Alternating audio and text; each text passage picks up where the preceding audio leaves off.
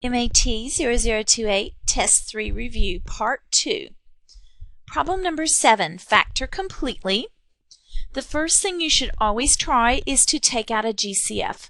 So we'll look to see if there's a GCF in this problem. For our numbers, yes, there is a 5. 5 divides evenly into all. And for the variables, we have u in everything, so we can take a u squared. So we'll take the GCF, we're going to pull it to the outside of 5 and a u squared. You make one big set of parentheses with GCF, and inside the parts that are missing to multiply by the GCF to get back to the original. So for the first term, we have 5, we want 25, we're missing a 5. We have u squared, we want u to the 4th. We would have to multiply by a u squared. The next term, 5 into 30, just divide if you get stuck. We need a factor of 6. We have u squared, we want u to the 3rd, we need a u.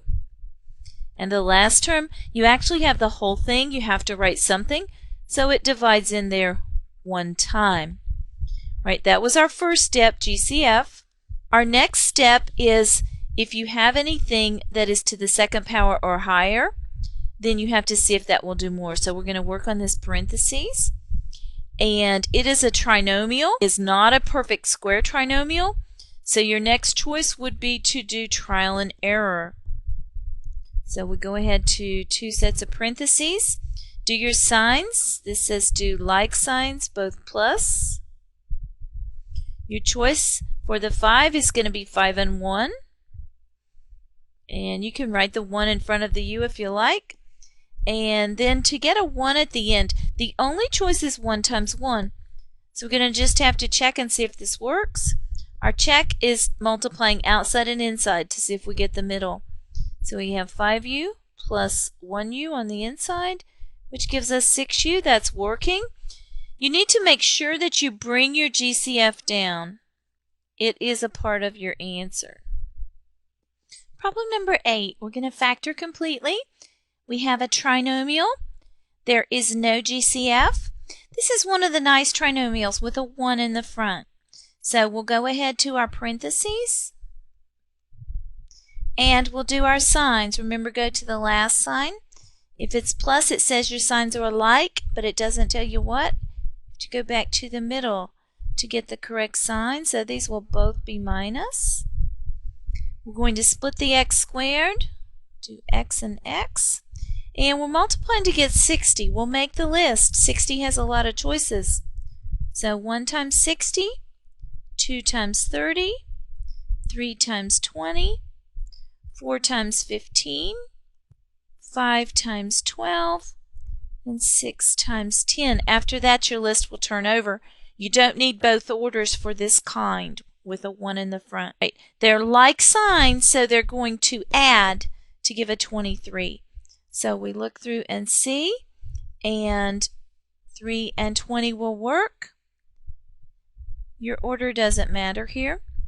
We'll check. Minus 20x on the outside, minus 3x on the inside, minus 23x, and that works. Number 9, I'm going to factor completely. We have another trinomial. It does not have a GCF. The coefficient is 1, so it's going to be one of the nicer ones. So we'll put our parentheses. And this time when you do your signs, you're going to have different signs because you have a negative at the end. We will split the m's. And we're multiplying to get 80, so we'll make the list. 1 times 80, 2 times 40, 3 doesn't work. 4 times 20, 5 times 16, 6 doesn't work, 7 doesn't work, and 8 times 10. After that, it's going to flip over. This time, because we have different signs, our numbers will subtract to give the 2. So 8 and 10, we want a positive 2, so put that sign with the larger. So we'll put that with the 10 and a minus with the 8. So 10 in with the plus, minus with the 8. Our check is outside and inside, multiplying minus 8m plus 10m equals 2m, and we're good. Number 10. Which of the following is a factor of 8x squared plus 18x minus 5? So first we will have to factor this trinomial. It does not have a GCF.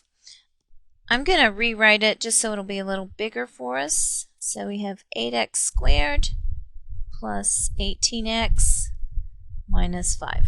No GCF. It is not a perfect square trinomial. So our next thing to try would be trial and error.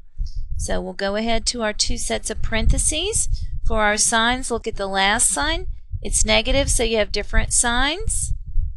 And on this end, we're working on an 8. So we can try 8 and 1 or 4 and 2.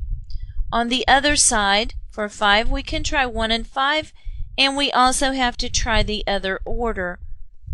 Right, so we have 4 possibilities altogether. I'm going to start with the 4 and 2. And it wouldn't really matter which one you start with. Right, on the other side, I'm going to try 1 and 5. And you have to check outside and inside. So on the outside, I'm getting a minus 20x when I multiply. Inside plus 2x gives me a minus 18x. Almost works. I'm trying to get an 18x, but I have a minus 18x. To fix that, switch the signs. But we're just going to change the signs. The one that was plus is going to be minus, and the one that was minus is going to be plus. So we have 4x minus 1, 2x plus 5. We'll check 20x on the outside minus 2x gives 18x. Now our signs are correct. Then we look at the choices. Only one of the parentheses will be there. So if we look for the 4x minus 1, that is the choice which is there. So our answer is going to be D. 2x plus 5, they're trying to catch you on the signs for that one. Number 11, factor completely. So we have a trinomial. First we're going to try a GCF. For our numbers, we can't take an 8. We'll have to go lower. We could take a 4. 4 divides evenly into all of those. For our variables, we have a in everything. Go with the lowest exponent. So 4a squared is our GCF, goes on the outside. One big set of parentheses. And then go term by term to get back there. So 4 into 12, we need a factor of 3. We have a squared, we want a to the 4th, so you need another a squared. Next term, 4 into 28. We'll go 7 times. We have a squared, we want a cubed. We need one more a. And the third term, 4 into 8, will go 2 times. We already have the a squared. Now, we have to look at our trinomial to see if it will do more because it's to the second power. We've already done GCF. It is not a perfect square trinomial, so our choice is going to be trial and error. And we'll bring our GCF down when we're finished. So like signs, both plus. For the 3, we're going to do 3 and 1, and we'll split the a's. On this side, we can try 1 and 2 or 2 and 1. If we try 1 and 2, and we check, outside we get a 6a, inside plus 1a gives 7a. This choice is going to work. And just remember to bring down your GCF. It is part of your answer. This kind you check in layers. So you're checking after you take out the GCF, just distribute back. And then your next check, you're only checking back to the trinomial. Number 12, we're going to factor completely. We have no GCF. This time we have 2 terms. For 2 terms, our choice is difference of squares or sum or difference of cubes. We look at the exponent to decide, and we have an exponent of 2, so we're going to try squares. If we can get square roots, we can do it, and we can. 16 is a perfect square, and also the variables.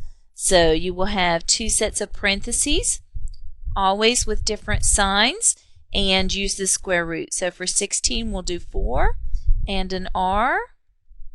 For s squared, we'll do an s. So difference of squares is very easy. Number 13. It says factor completely, and then we're going to have a multiple choice question.